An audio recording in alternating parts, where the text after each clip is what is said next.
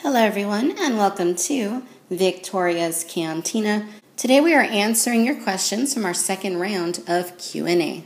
I'd like to thank everybody that wrote in. We received 32 submissions from both YouTube and Twitter. And since I am only answering 10 of the questions, I do apologize in advance if I do not get to your question. All right, so the very first question that we have here is something that has been at the focal point for a lot of Star Wars collectors for a while now, and especially now with the release of the Force Awakens product line. I had 4 people submit what was basically the same question, and those people are the chosen ones, MG Villain, MP478, Brickmation, and Sci-Fi, who all asked me, do you think the quality of Star Wars toys will continue to decline, and will super articulated 3.75-inch scale basic figures become a thing of the past? This is something that I think is very important to discuss. I am planning to do a video in which I go a little bit more in depth on this topic. But in short, I am very afraid of the future of Star Wars basic figures, especially if you're into super articulation, which, a lot of people are. I am. I don't mind the basic 5-point of articulation figures as a companion line to the super articulated figures, as has been the case for the last couple of years. But now that super articulated basic figures are becoming Walmart exclusives, I'm really afraid of what that's going to mean in the long term. So again, I will be making a more thorough video on this topic, but in short, yes, I do think that the line is going to continue to decline as a whole, and super articulation is probably going to be going extinct, and I hope I'm wrong. I genuinely hope I'm wrong, but that is pretty important to touch on.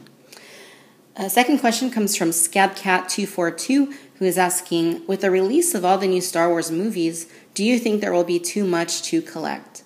Well, if you're a completist, absolutely. And even if you're not, there are certainly a lot of options. I mean, we're only one of the new movies in so far. The movie's not even out yet. It's not out till December. But, they released the product line 3 months early. And look how much product is out there for The Force Awakens. There's a lot of stuff. A lot of stuff. I've been very selective with what I've been purchasing. I've only gotten a handful of the basic figures so far. I've gotten a few of the 6-inch, and that's about it, really. I haven't done any of the vehicles or anything else. I'm being very selective. I kind of want to see what they're going to continue to come out with. And I think going forward, that's going to be very important for a lot of us because, unless you're a lottery winner or something, it's going to be very hard to keep up with all the merchandise that I'm sure is going to be coming with the new films. The third question today comes from Dumbass Reviewer, and yes, that is really their name. And they ask, are you a DC Comics or Marvel Comics person or both? And I'm both. I think I would say that I prefer DC just a little bit, only because I'm a huge Batman fan. Batman is my absolute favorite comic book character. But I really like Marvel. I'm a huge fan of the Marvel Cinematic Universe. Although I wasn't really a big fan of the Avengers 2. I didn't think it was that good. So, I'm a little worried about, Marvel movies, from here on out. I think they're kind of losing a little bit of their touch, to be honest. But, in short, I really like both DC and Marvel. Next question comes from Joe Eversole, who asks, if you could be a crime-fighting superheroine, what would your character be like? And like I said, Batman is my favorite character, so I think that it would be some variation of Batman, perhaps, or at least, Batman's capabilities. He can fly. He's got all this awesome weaponry and arsenal of gadgets. So maybe something like Batgirl, I would say. So obviously, she has access to a lot of Batman's, weapons and stuff and technology. So, I think Batgirl would be a pretty cool character to be. Although I don't think she has her own Batmobile, so that would kind of be a bummer. And, of course, I wouldn't want to get shot like Batgirl. But, I think it would be some sort of character very similar to Batgirl. Next question comes from the Comic Figure blog, who's asking, what kind of music do you like and who are your favorite artists? Well, I'm a Texas girl, so I'm a huge country music person. That's not all I like, though. I like a lot of other types as well, but I really love country music.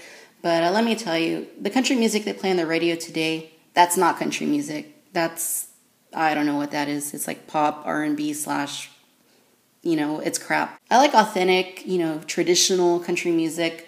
There is a subgenre of country music called Texas country music, and it's also known as red dirt music. And that is a lot better than modern day country music. And the thing is, it's new music that's coming out today. Very big genre down in Texas.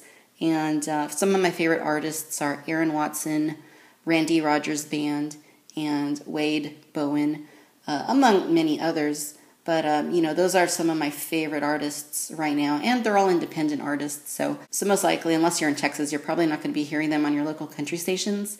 But if that sounds interesting, I would certainly suggest checking those artists out and see what you think, because they've been able to maintain the traditional country music sound even today. And, that's really what's lacking in modern day country is, you don't have the fiddles, you don't have the steel guitars. I could go on for a long time about this, but other genres that I like, I really like alternative quite a bit. I like rock. I'm a big Foo Fighters fan. I actually just went to see them in concert last week. I like pop. I'm a big Michael Jackson fan. Have been ever since I was a little kid. I would always memorize his dance choreography. I do like pop. I like Katy Perry and Lady Gaga, stuff like that. But I also like R&B. I like blues. I like jazz. I love Frank Sinatra's music, and, I like classical quite a bit too, so a little bit of everything, really. Our sixth question comes from Crazy Dinosaur Guy, who asks, are you considering reviewing any other POA models beyond dinosaurs? Well, I think that their whales that they make are very nice looking. They have some really nice sea creatures. I'm considering, picking up a few of their sea creatures. I think I'd enjoy some of the whales, but I'm not sure yet. If that happens, it's not going to be anytime soon. So for now, I am going to continue focusing on the dinosaurs. Next question comes from Coelosaurian Productions, who's asking, what is your favorite dinosaur and who would make the Jurassic Park line if you were in charge? Ever since I was a kid, I've always been drawn to Stegosaurus. I just think it's a really cool looking dinosaur as far as the herbivores go. For carnivores, I really like Acrocanthosaurus lately, and I like the smaller dromaeosaurs like Velociraptor and Deinonychus. But if I had to pick just one overall dinosaur, I guess I'd have to say Stegosaurus.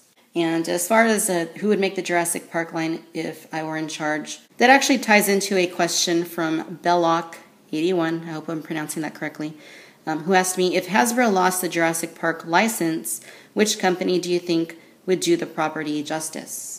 It's no secret that Hasbro's Jurassic World line has been quite abysmal in overall production value and quality. The designs are fairly weak. The action features are very gimmicky and, quite cheaply done. I'm still trying to find a Velociraptor Charlie that does not have half of its body missing the stripes and doesn't have a huge seam gap there in its head. But if I were to pick another company to do the Jurassic World line, and this is very unlikely because Hasbro, is kind of like the big dog that has, the dog bone. It's not going to give it up to the smaller dogs or anything.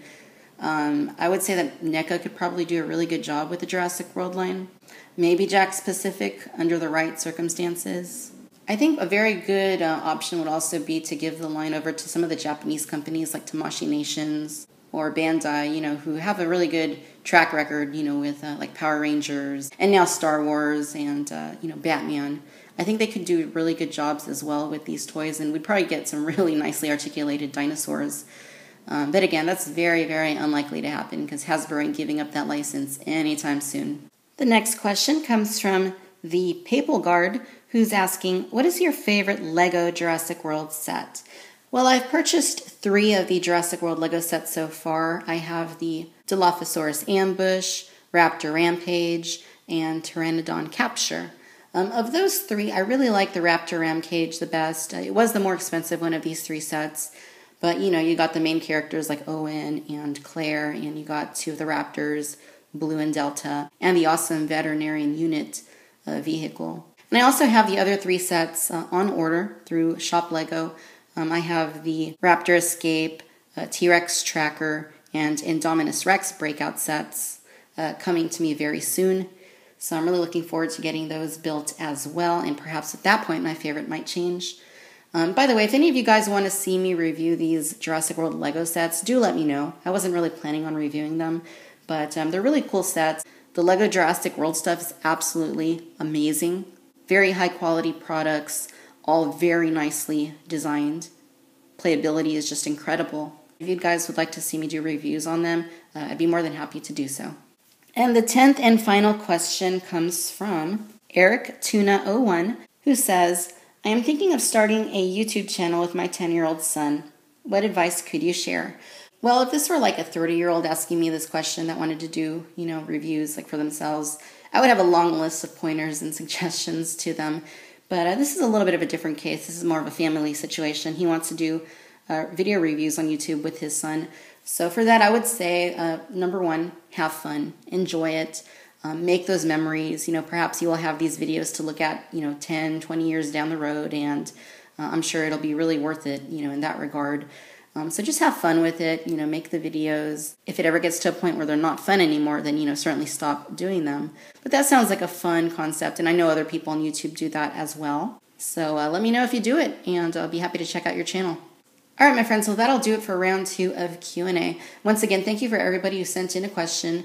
I greatly appreciate the big response to this Q&A, and I'm definitely looking forward to getting another one done within the next short while here. All right, my friends, if you enjoyed this video, I encourage you to please like and subscribe. Be sure to follow me on Twitter. And as always, I want to thank you for watching Victoria's Cantina. Until next time, bye-bye.